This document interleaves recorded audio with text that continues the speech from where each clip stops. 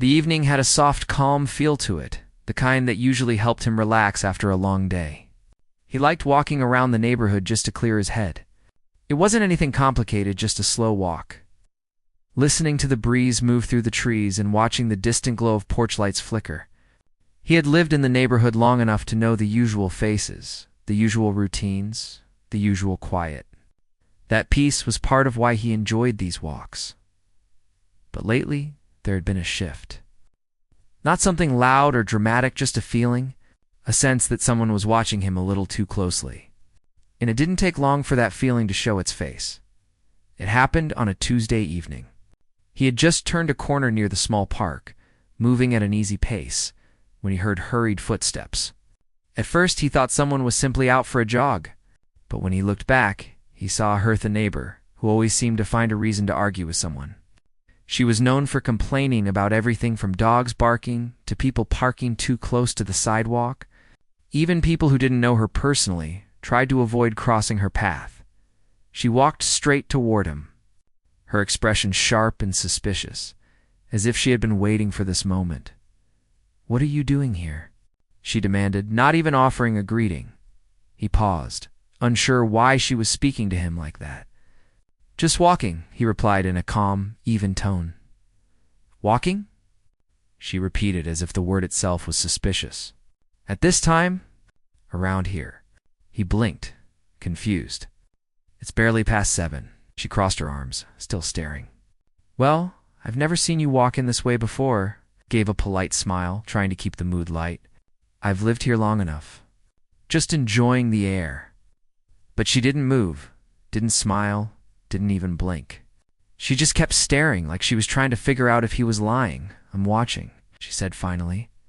He didn't know what she expected him to say, so he simply nodded and walked past her. It wasn't worth arguing. He didn't feel angry, just puzzled. Why would someone be so tense over something so simple? People walked all the time. It wasn't unusual, but the encounter stuck in his mind as he continued his walk. And as he walked home, he could still feel her eyes on him, even from a distance. He shook it off, telling himself it was just one strange moment. People had bad days. Maybe she was stressed or dealing with something personal still. Something told him this wasn't over. The next day passed normally. Work errands, a few phone calls. Nothing unusual. He didn't see her at all, which was fine with him. He didn't want to think too much about it. But the day after that, everything changed. He was coming home with a couple of grocery bags, heading toward his driveway. He was thinking about the simple dinner he planned to cook when he heard someone's footsteps rushing toward him again. He didn't even have to turn around to know who it was. Hey, stop right there," she shouted. He turned slowly, careful not to drop the bags. "Is something wrong?" She pointed at him like she had caught him doing something criminal. "What do you think you're doing?" He looked down at the grocery bags, then back at her. "Carrying food?" "Don't play smart with me," she snapped. "I saw you near that car." He glanced toward his own car. His own car. The same one he used every day. "Yes," he said slowly. One of the bags slipped. "I stopped to fix it." She narrowed her eyes. "Fix it? That's what you're calling it?" He felt his patience thinning, but he stayed calm.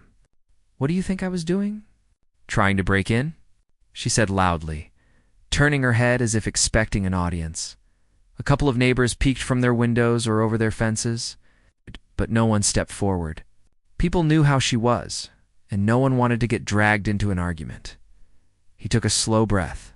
"It's my car." "Oh, sure," she said with a dramatic roll of her eyes. "That's what they all say." Wasn't even sure who they was supposed to be. He carefully set the bags down and pulled out his keys. "Look," he said gently. "This is the key that opens it." She stared as he opened the door, still not convinced. "Keys can be copied," she muttered.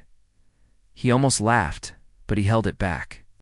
There was no point adding fuel to whatever fire she was determined to start. "Is there something you actually need?" he asked quietly. "Or are you just assuming the worst about me?" She didn't answer. She simply gave a frustrated sound, turned around, and walked away as if she had something more important to do. But he knew she would be back. The intensity in her voice, the way she looked at him, it wasn't just curiosity or concern. It felt personal, even if he didn't know her well enough for it to be. Later that evening, after dinner, he sat near his window with a cup of tea, letting his thoughts settle. The sky outside had turned dark, and the streetlights had come on. The neighborhood was quiet again, but now the quiet felt different, like something tense was hidden beneath it. He saw her pass by his house once, then again, then once more. Each time she slowed down near his driveway, as if she wanted to see what he was doing, as if she was waiting for him to make some mistake she could latch onto. He didn't react. He didn't even open the door. He simply watched and kept sipping his tea, trying to pretend everything was normal, but he could feel the pressure building. She wasn't just curious anymore. She was building a story in her head, a story where he was the villain and she was the hero. People like that were dangerous not because they had proof, but because they didn't need any. The next few evenings were exactly the same. She watched him. She whispered to others. She tried to catch him doing something, anything, that she could twist into a problem. But he stayed calm. He refused to give her a reaction. He knew that reacting would only feed whatever she was trying to create. Still, he couldn't ignore the truth. She wasn't going to stop on her own. The moment that truly confirmed it came a few days later. He was walking again, trying to enjoy the evening breeze, when he noticed her standing under a streetlight, arms crossed, waiting. The moment he stepped into view, she stepped forward. "You again," she said in a loud voice. He gave a tired sigh. "It's a public street. It's not for you," she snapped. He blinked. "What does that even mean?" She lifted her phone, already recording him. "You've been acting suspicious for days, and I'm not letting you get away with it." He stayed silent, his expression neutral. "Say something," she pushed, moving closer. He did. Double quotes. "Oh, so now you're ignoring me?" She shouted. He didn't want to argue. He didn't want to give her any material. So he simply kept walking. That was when she snapped. "Fine," she yelled. "If you won't talk, I'll make you talk." Before he could turn around, she dialed a number on speaker. He heard the tone. The ringing. The moment the operator picked up, she looked him dead in the eyes and said loudly, "Yes. I'd like to report a suspicious man threatening me." His heart dropped, not out of guilt, but because he knew exactly how serious that call was, and he knew this was only the beginning. The police lights were still in his mind the next morning. Even though the officers hadn't arrived yet when she made that call, he barely slept the night before, replaying the moment over and over again. He wasn't worried about being blamed for something he didn't do. He knew he had done nothing wrong. What worried him more was how quickly a lie could turn into something dangerous. He got ready for the day, moving slowly, trying to shake off the heaviness in his chest. The morning air was cool when he stepped outside, but it didn't bring him peace like it usually did. Instead, he found himself checking both sides of the street, expecting her to be hiding somewhere watching. For a few hours, the day felt almost normal. He worked, answered emails, handled calls, and tried to focus on his tasks. He didn't want one person's behavior to control his whole routine. But deep down, he knew she wasn't finished. People like her rarely stopped after one attempt. And he was right. When he pulled into the driveway later that afternoon, he heard voices. Not loud, but clear enough to understand they were coming from nearby. He walked toward the front door, carrying a few things from the car. When he noticed 3 neighbors standing in a small circle across the street, and she was right in the middle of them. The moment she saw him, she pointed. "There he is," she said loudly enough for him to hear. The others turned awkward and uncertain. No one said anything, but the tension in their faces said enough. He didn't approach them. He didn't want to turn it into a confrontation. But as he unlocked his door, he heard her speaking again. "He was following me last night," she said dramatically. "I had to call 911. I was terrified. I didn't sleep at all." One of the neighbors made a soft sound, something like sympathy, but not fully convinced. Another kept glancing toward him, trying to make sense of both sides. He didn't respond. He knew that arguing wasn't the way to fix this. Fighting lies with anger usually made it worse. Still, the situation was starting to feel heavier than before. She wasn't just accusing him anymore.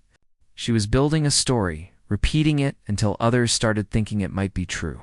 just because she said it with confidence. He stayed inside for a while, letting time pass, hoping things would calm down. But when he stepped outside later to take out the trash, he saw her again. This time, she was alone, standing near his mailbox with her phone in her hand. "You shouldn't be here," she said. He frowned. "This is my house." "Well, I don't know that," she snapped. "You could be lying about everything." He shook his head, exhausted. "Why are you doing this?" "Because I'm protecting this neighborhood," she said proudly. "Someone has to, from me." He asked. She didn't answer directly. Instead, she lifted her phone like a shield. "Don't come close," she warned. "I'm not afraid to call again." He wasn't even within arm's reach of her, but she acted like he was some kind of threat. "Tell me one thing," he said softly. "Have I ever done anything to you?" "Anything at all?" Her eyes flickered for a moment. For a second, it looked like she might actually think about it. But then she hardened again. "I don't have to wait for something to happen to take action," she said. "I'm being proactive," he sighed. "Please stop making things up. This has gone too far. Too far," she repeated angrily. "You're the one who's been sneaking around, watching people, pretending you live here." He almost laughed at the last part. Pretending he lived here? That was a new one. But before he could reply, she turned around and walked off, muttering under her breath. He stood there for a moment, frustrated but still trying to remain calm. He had dealt with difficult people before, but nothing quite like this. And as he pushed the trash bin back into place, he had the sinking feeling that things were only getting worse. The next morning, he decided to change his walking route. Not because he was afraid, but because he wanted to avoid another confrontation. He walked through a different street, took a longer path, and enjoyed the quiet for a while. But when he returned home, he saw her again. She was standing in her front yard, arms crossed, eyes locked on him the moment he came into view. "Interesting," she said, loud enough for him to hear. "You're walking different streets now." He ignored her and kept walking, trying to avoid me. She shouted. He didn't turn back. "Fine," she yelled behind him. "Run away!" That's what guilty people do. He let out a slow breath, choosing not to fuel her energy. But every cell in his body felt tired of being watched, tired of being accused, tired of feeling like every step he took was being analyzed. Later that evening, he stepped outside to water a few plants near the porch. The sun was nearly gone, leaving the sky in soft shades of orange. He was finally starting to feel a bit calm when he heard the familiar voice again. "What do you think you're doing?" He didn't even turn at first. He closed his eyes, breathed in, and then looked toward her. "Watering my plants," he said quietly. "At this hour?" she asked. He stared at her, exhausted. "There's nothing wrong with that." "There is when you're pretending to blend in," she replied. He felt something inside him shift. Not anger, not fear, but a deep sense of disbelief. How could someone convince themselves of such things without any proof? "Listen," he said firmly, but still calm. "You're crossing a line. Please stop." She pulled out her phone again. "Maybe I should record this." "Go ahead," he said. "I'm not doing anything wrong. You think you're clever," she said. "But you're not fooling me." He didn't respond. He went back to watering the plants, though the peaceful moment was gone. She stayed there for another minute before turning away, clearly upset that he didn't give her the reaction she wanted. But she wasn't finished that night. While he was preparing dinner, he noticed a shadow near the window. He peeked outside and saw her walking slowly past his house, looking toward his yard, his porch, his windows anywhere she could find something to question. He stepped away from the window so she wouldn't see him watching. He didn't want to give her any excuse to twist the situation. A few minutes later, he heard her voice again, far away, but still audible. "I'm telling you, something's not right with him." She was talking to another neighbor. He didn't hear the neighbor's reply, but he felt a familiar heaviness settle into his chest again. He wondered how long she planned to keep doing this, how far she was willing to go, how many people she could convince before things got completely out of control. And he wasn't wrong to worry, because the next day, she tried again, only this time she made it bigger. He had stepped outside in the early afternoon to grab a package. when he heard her shouting from across the street there. See? He's sneaking around again. He turned, confused. I'm picking up a delivery. She shook her head dramatically. Always an excuse. Two neighbors looked at him, unsure of what to believe. He forced a gentle tone. It's literally a package. She wasn't listening. She was talking louder now, trying to gather a small crowd. He's been lurking around for days, she insisted. He's watching people. Following me. I've had to keep my family inside. Her words hit him hard. He could feel his stomach twist. She wasn't just exaggerating now, she was creating a whole narrative. None of that is true, he said. Still calm but firmer. She ignored him completely. Maybe we should report him again, she said to the others. His heart dropped. Not because he feared being blamed, because he knew how serious another false call could become.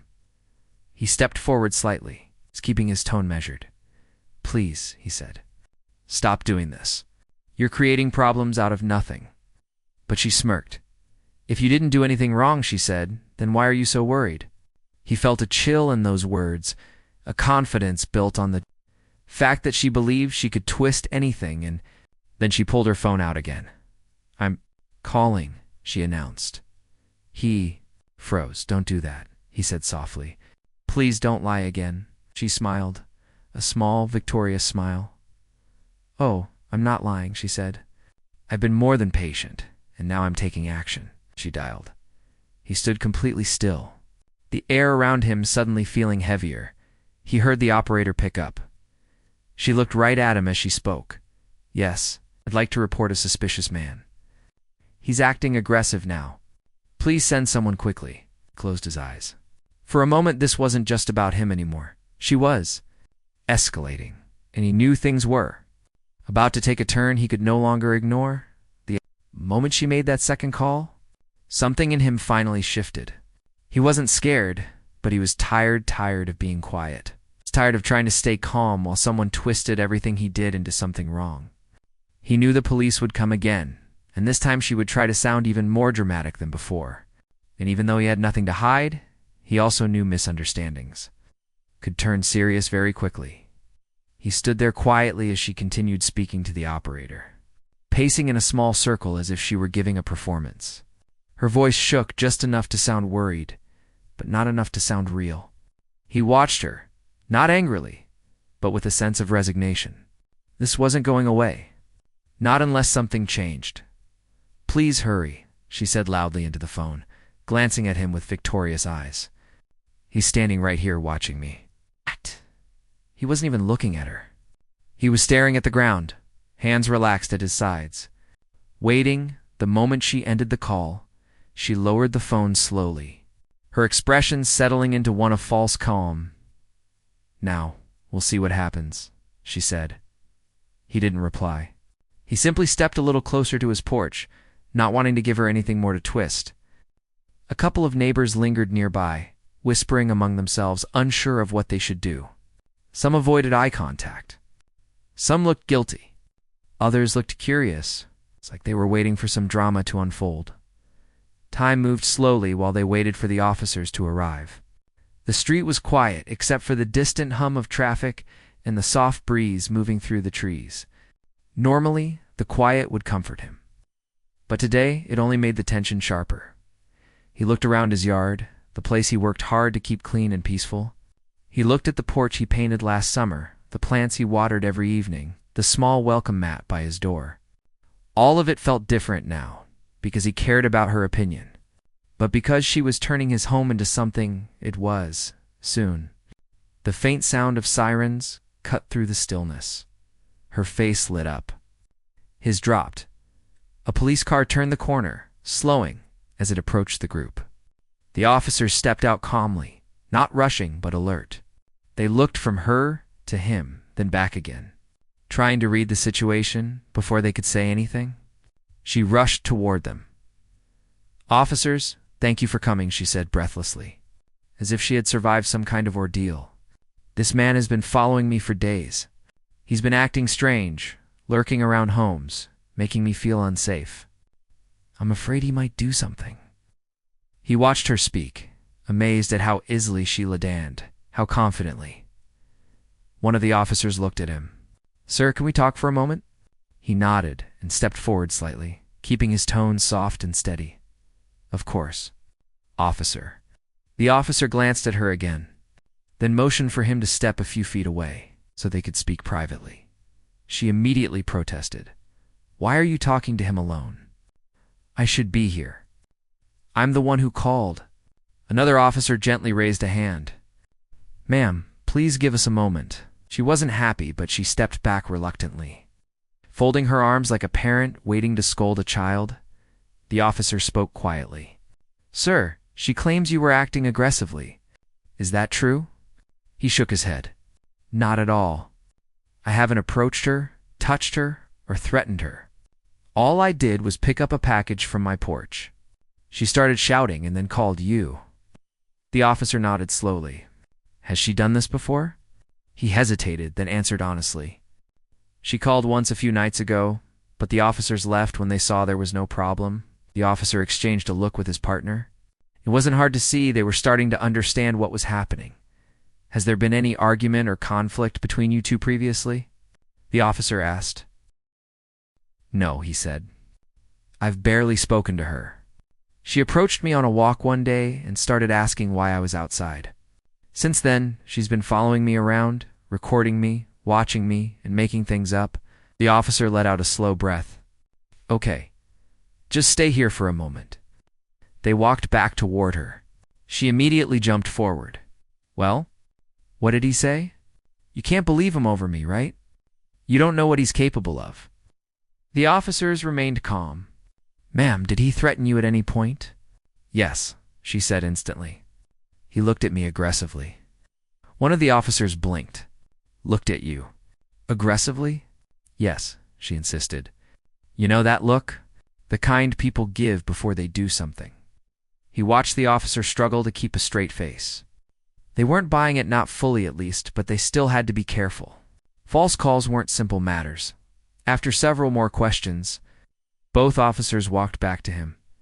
"Sir," the first officer said gently, "you're clearly not doing anything wrong. But it's obvious she's becoming persistent, and this kind of situation can escalate." He nodded. "I know. We're going to file a note in the system about this," the officer continued. "So if she calls again, we'll already have context." He felt a small amount of relief at that, but the officer added, "We do need to ask Carr. You okay? Do you feel threatened?" He hesitated. "I feel frustrated. She won't stop. And I'm worried she twists something again." The officer nodded sympathetically. "We understand. For now, just keep your distance and avoid speaking to her. If she approaches you in a threatening way or comes onto your property, call us." He thanked them. They spoke to her once more before leaving. The moment the car pulled away, she spun toward him. "You think this is over?" she snapped. "It's not." She stormed off toward her house, but her words stayed with him. He stood there quietly for a long moment, then finally walked inside. He leaned against the closed door and let out a slow breath. Part of him had hoped the officer's visit would calm her down, maybe even make her realize she'd gone too far. But he knew better now. The next few days were quieter on the outside. She didn't shout at him, didn't approach him directly, didn't stand on the street waiting for him. But the silence wasn't comforting, it was heavier than before. It felt like she was planning something. He spent those days keeping to himself, going to work, doing chores, avoiding unnecessary interactions. Even his evening walks stopped for a while. He hated giving up something he enjoyed. He didn't want to risk another phone call based on something she imagined. But even from a distance, he could tell she hadn't let go of whatever story she had built in her mind. He caught glimpses of her through the window, her pacing around her yard, talking loudly on her phone, pointing toward his house while speaking to someone. He didn't know who she was talking to, but it didn't feel like good news. One afternoon, as he was taking out the recycling, a neighbor approached him quietly. "Hey," the neighbor said softly. "Making sure she wasn't nearby, I just wanted to say, I don't think you're doing anything wrong. She's been making everyone nervous with her stories." He gave a small smile. Thanks, I appreciate that. The neighbor nodded. Just stay safe. She's getting intense. He thanked the neighbor and walked back toward his house with the uneasy feeling growing again. Later that evening, he stepped into his backyard for a moment of fresh air. He sat on the small bench under the tree, hoping to relax. The sky was fading into a soft, dark blue, the air cool and still, but quiet didn't last. A sudden knock at the front door startled him. Not polite, not gentle, sharp and firm. He stood up carefully and walked inside. When he opened the door, he saw her. She stood on his porch with a determined look. Her phone already in hand as if she had prepared for something. He stared at her, confused and tired. What do you want now? He asked quietly. She took a small step back, pretending to look afraid. Don't come closer. He didn't move at all. What are you doing on my porch? He asked. I came to tell you something, she said. And you better listen. He waited, trying to stay calm. She lifted her chin. I know who you really are. He blinked. What does that even mean? I know you're pretending to live here, she said confidently. You think I don't pay attention? You think I don't see things? He rubbed his forehead. I live here. This is my house. Oh, she snapped. You're lying, and I'm done warning you. I'm calling every number I need to call until someone removes you from this neighborhood. He stared at her. Stunned by how far she was taking this, you can't just accuse people without proof, he said quietly. She gave a cold smile. Watch me. With that, she turned and walked away. He closed the door slowly, feeling a weight settle deeper into his chest. This wasn't normal behavior anymore. This wasn't just a misunderstanding. Something was seriously wrong with the way she saw him. She was determined to make life impossible for him. That night, he barely slept. Every sound outside made him sit up. Every shadow made him wonder if she was there again. Every thought led back to her words.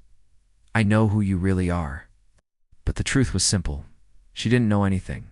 She was guessing, imagining, building stories in her head, and soon, she would learn just how wrong she was, because the next day, something unexpected happened. A letter arrived. Not for him, no, for her, delivered by an official vehicle. And the moment she opened it, her entire expression changed. Her confidence dropped, her face went pale, and she suddenly looked very unsure, because the letter came from someone she never expected, someone who actually knew exactly who he was, someone who had authority, someone she could not lie to. She tried to weaponize. 911.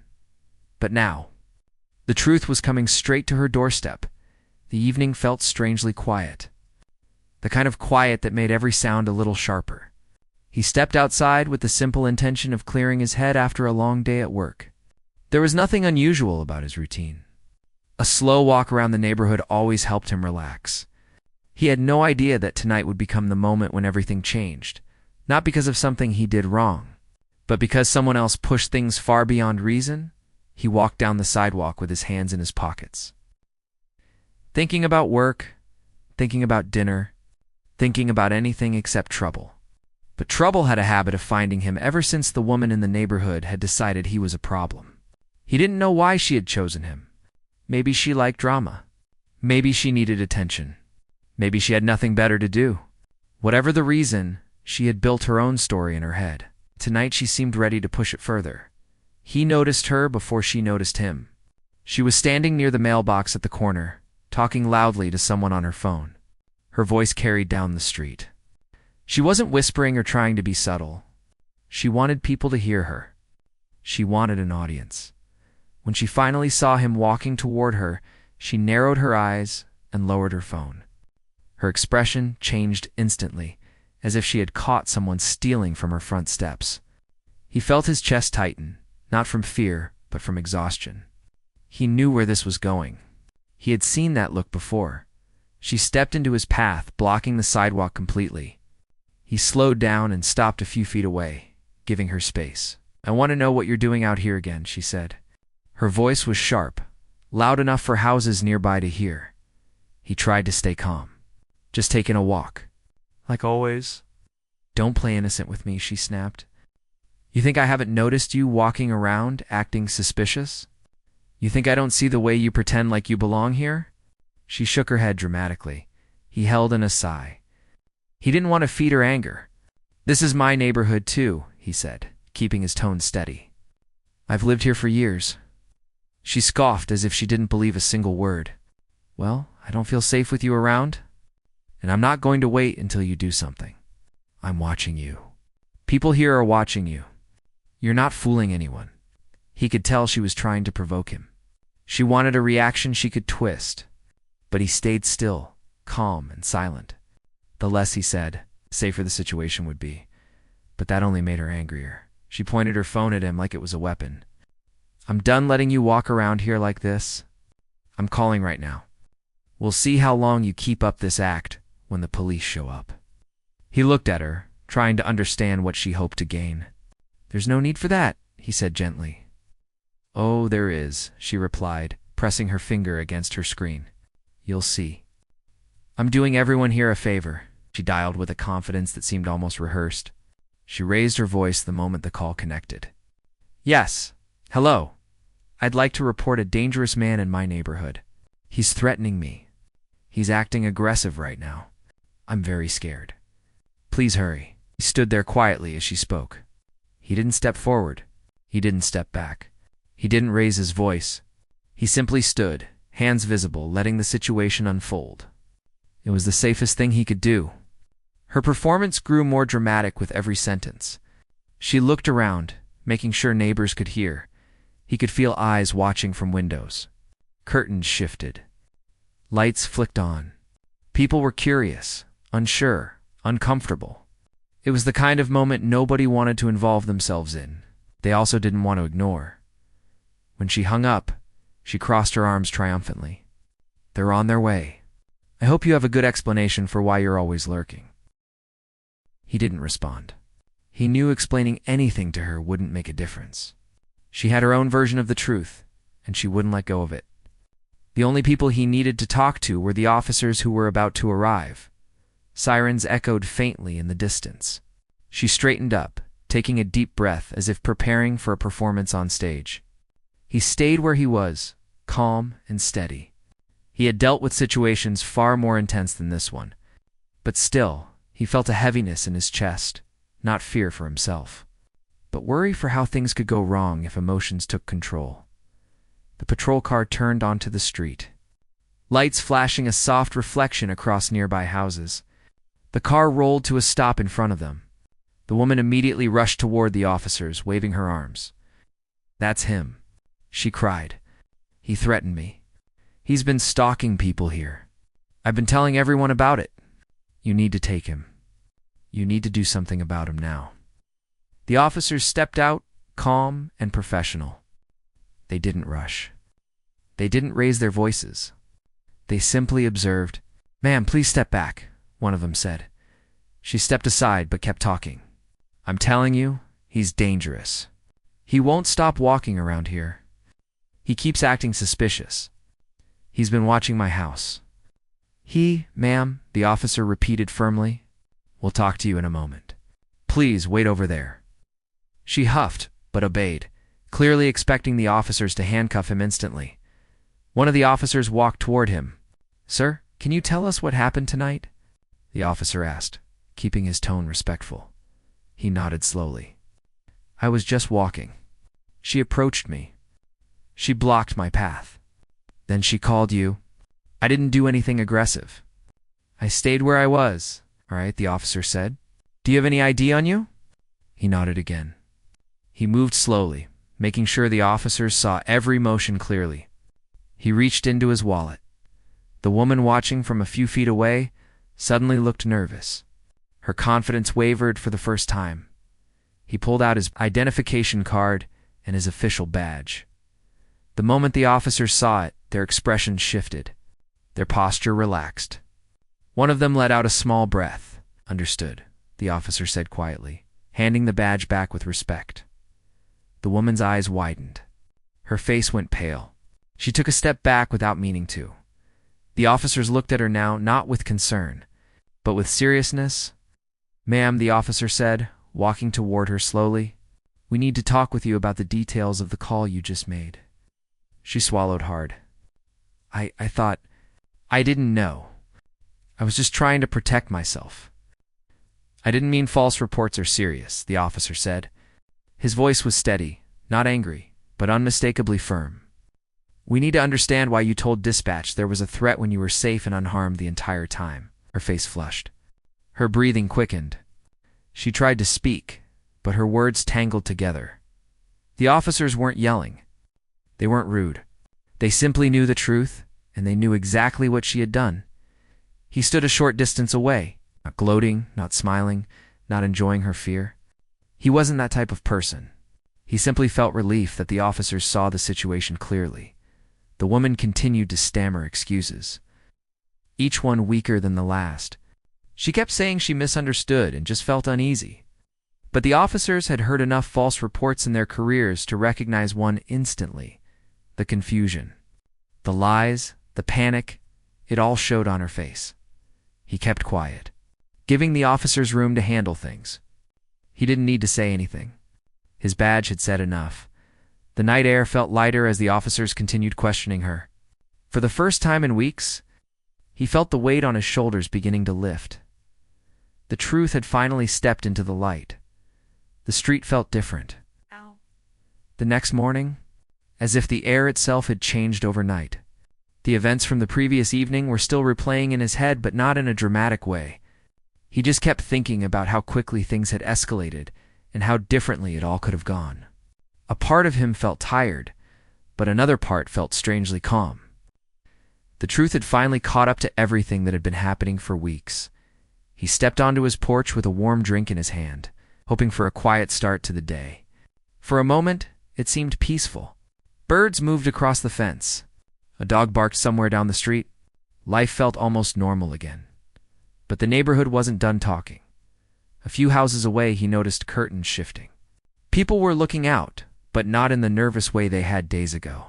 Their faces looked different now, curious, embarrassed, even a bit supportive. He didn't blame them for watching. Last night had been loud enough for the whole street to hear. He took a sip of his drink and stepped off the porch, deciding to take a short walk before heading to work. He didn't expect anything unusual to happen. He had no interest in more drama. He just wanted to breathe as he walked down the sidewalk. A neighbor he had seen countless times but never spoken to stepped outside. The man raised a hand in an awkward wave. "Morning," the neighbor called out. He paused and nodded politely. "Morning." The neighbor hesitated, clearing his throat before speaking again. "Listen, I saw what happened last night. Just wanted to say I'm sorry you had to deal with all that. Some of us knew she was acting strange for a while, but we didn't know it was that bad." He appreciated the honesty. "It's fine," he said. "I'm glad it's finally over, though." The neighbor nodded slowly. "Yeah, well, if you ever need anything, don't hesitate to knock. We're here." Then he gave a small, supportive smile before heading back inside. It was a simple gesture, but it meant something. For weeks, he had felt watched, judged, and misunderstood. Now he felt a shift. People weren't looking at him like a problem anymore. They were looking at him like a person. He continued walking until he reached the small park near the end of the road. He sat on a bench, letting the fresh morning air ease his thoughts. He didn't feel anger toward the woman, even after everything she'd done. More than anything, he felt relieved that things hadn't spiraled further. He remembered the officers from the previous night, the calm, the professionalism, the way they handled everything carefully once they saw the situation clearly. He had dealt with many officers in his job, but moments like that always reminded him how important steady hands were in stressful situations. He didn't know what consequences the woman would face, and he wasn't planning to push it. Whether they gave her a warning or something more, that was up to them. His goal wasn't to punish anyone. He just wanted peace. Later that afternoon, he returned home and noticed someone standing awkwardly on the sidewalk near his house. It was her. She looked different now, not loud, not bold, not full of confidence. She looked nervous. When she realized he had seen her, she stepped forward hesitantly. Can I talk to you for a moment? Her voice was soft, nothing like the sharp tone she always used before. He didn't know what she wanted, but he nodded politely. Sure. She clasped her hands together, twisting her fingers nervously. I wanted to apologize. I know that probably doesn't fix anything, but I want to say it anyway. I shouldn't have called last night. I shouldn't have said those things. I let my fears get the best of me, and I made a mistake. He listened quietly. She wasn't trying to justify her actions. She wasn't raising her voice or shifting blame. She just sounded tired and ashamed. I understand fear, he said gently, but you can't let fear turn into false accusations. Someone could have been hurt. Not just me, anyone involved. She nodded quickly. I know, when the officers talked to me, I realized how badly I messed up. I'm really sorry. I won't bother you again. I promise. He studied her expression for a moment. She seemed genuine. Not perfect, not suddenly a better person, but genuine in her regret. Sometimes that was enough. I accept your apology, he said. Just let's move forward peacefully. That's all I want. She exhaled in relief, as if a weight had lifted from her. Thank you, she whispered, before turning and walking away. He stood there for a moment, letting the quiet return. It wasn't about winning or losing. It wasn't about proving someone wrong. It was about safety, understanding, and balance. What happened was serious, but now it was done. That evening, as the sun began to set, he sat on his porch with another warm drink. The sky glowed with soft colors, and the air carried a feeling of closure. He felt grateful not for the chaos, but for the outcome. Grateful that he kept his calm. Grateful that the officers handled things correctly. Grateful that the truth had spoken louder than fear as he sat there. Another neighbor walked by with her dog. She gave him a smile and said, "Glad everything is settled now." "It's good to see you out here," he smiled back. "It's good to feel normal again." The dog barked playfully, pulling the neighbor along. He watched them go and leaned back in his chair, feeling the tension in his body slowly fade. The neighborhood wasn't perfect. People made mistakes. Some mistakes were bigger than others. But in the end, things had a way of correcting themselves when truth and patience came together. He didn't feel angry. He didn't feel bitter. He felt something much simpler, peace. And as he watched the streetlights blink on one by one, he realized something else too. Sometimes the strongest response to chaos isn't anger. Sometimes it's calm. Sometimes it's clarity. Sometimes it's simply choosing not to let someone else's fear control your life. And with that quiet thought, the night settled around him, and he finally felt like everything had returned to where it belonged.